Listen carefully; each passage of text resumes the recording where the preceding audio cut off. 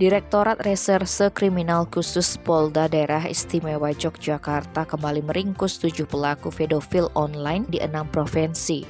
Penangkapan ini merupakan hasil pengembangan terhadap tersangka FAS alias Bendo yang ditangkap sebelumnya di daerah Klaten, Jawa Tengah. Dengan demikian total pelaku yang telah diringkus Polda DIY berjumlah 8 orang termasuk tersangka FAS. 7 pelaku pedofil online ditangkap di 6 provinsi antara lain Kalimantan Tengah, Kalimantan Selatan, Lampung, Jawa Tengah, Jawa Barat, dan Jawa Timur. Tersangka melakukan tindak kejahatan terhadap anak, eksploitasi dan distribusi materi pornografi dan kesusilaan. Aksi itu dilakukan lewat media sosial dan aplikasi percakapan. Direktur Reskrimsus Polda DIY Kombes Pol Roberto Pasaribu mengungkapkan 7 pelaku yang baru diamankan mempunyai peran berbeda dalam beraksi.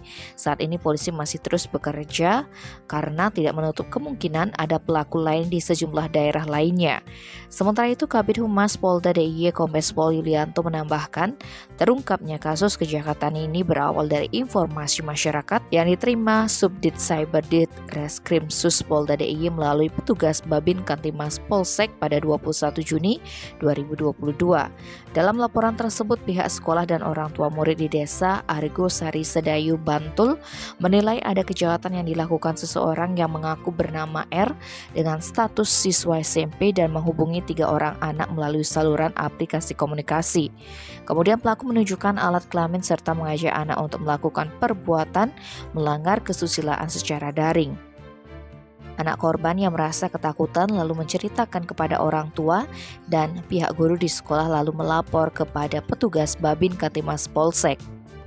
Setelah mendapat pengaduan, Subdit Cyber di Reskrimsus langsung bergerak cepat dan berhasil menangkap pelaku berinisial FHS alias Bendol dan mengamankan sejumlah barang bukti untuk menjalankan aksi kejahatan.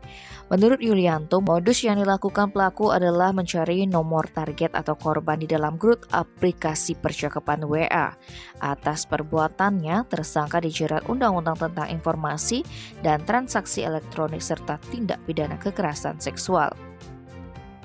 Tim Polri Express melaporkan.